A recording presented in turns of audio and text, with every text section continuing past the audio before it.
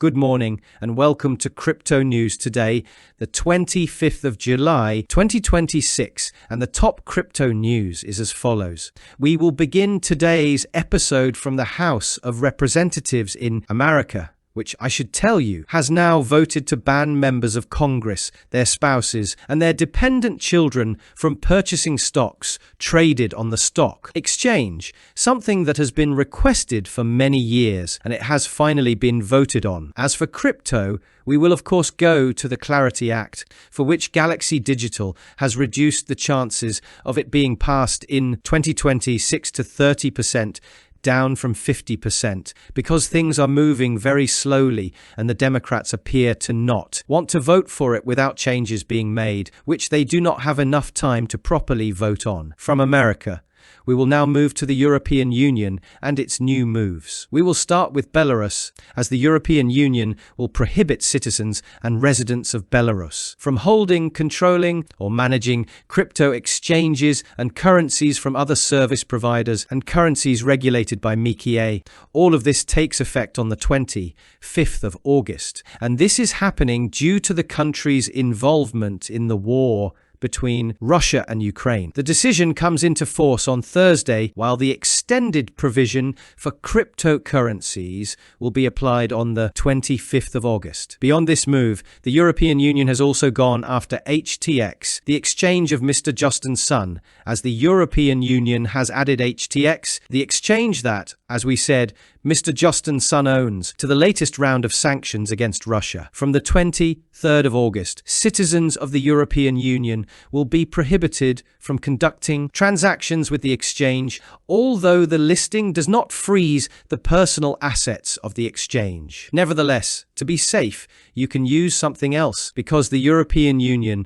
is now looking into this exchange. It should be noted that both of the previous news items are part of the European Union's new sanctions package against Russia for the war we all know about, and it targets Russia's crypto network, which is estimated at approximately $120 billion, or at least the money that has been found to be moving through it. Moving on to our stable currencies, the time has come to go to Ripple, which is making two moves to strengthen its stablecoin. Ripple is making, as I said, two moves with the goal of further developing its stablecoin, and it is doing this in a month in which the transfer volume for this stablecoin has decreased by 25%.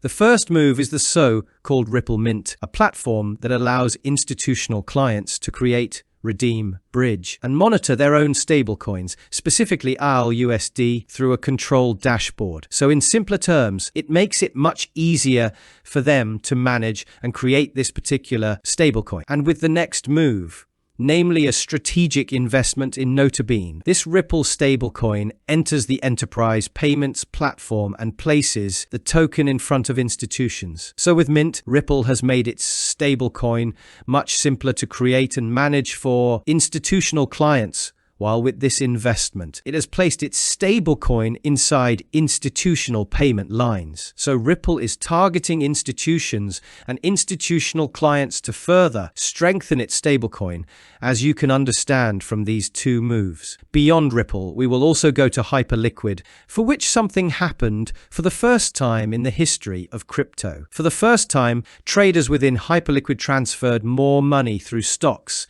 and commodities than through cryptocurrencies. According to the Director of Digital Assets Research at ARK Invest, the person said on X that we are entering a new era for DeFi, as on Hyperliquid. For the first time, a greater volume of transactions was generated from so-called real-world assets or tokenization than from cryptocurrencies, all of this within a single week. For the numbers, I should tell you that a total of $25.1 billion were transferred between the 13th and 19th of July, representing 52% of the weekly transaction volume of $48.2 billion that Hyperliquid made in total that week. And here is our chart, in which, as you can see, in orange are the perpetual futures volume for Bitcoin, which have dominated the chart.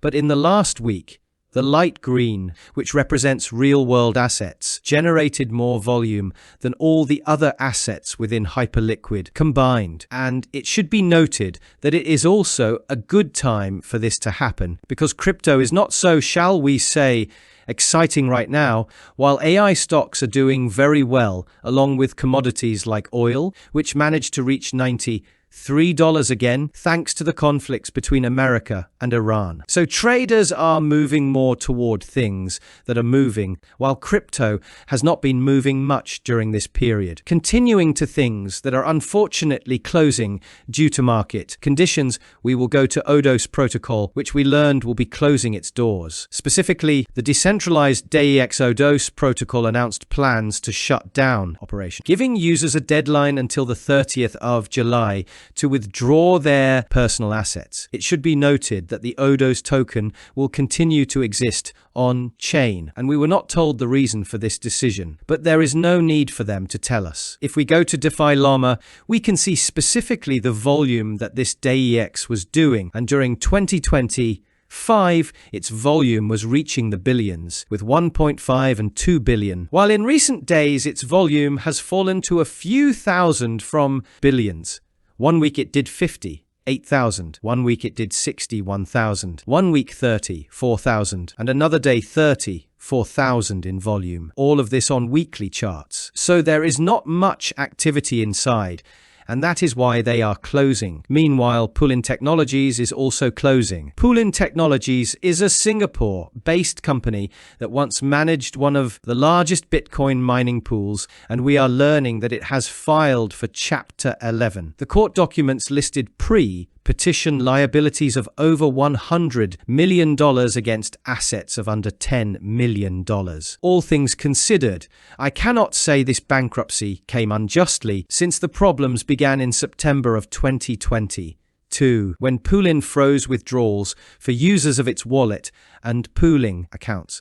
The company stated that it was facing certain liquidity problems connected to a wave of withdrawal demand from its platform, because back then the market was falling, so everyone was pulling their money out, and instead of doing the logical thing and repaying its clients, it created a token called the IOU token as placeholders for real Bitcoin, and these debts were never repaid. These unpaid obligations now constitute the largest liability in the bankruptcy case, and approximately 11,700 wallet holders are owed $163.7 million due to the fact that the company never paid them. This is also one of the main reasons it went bankrupt.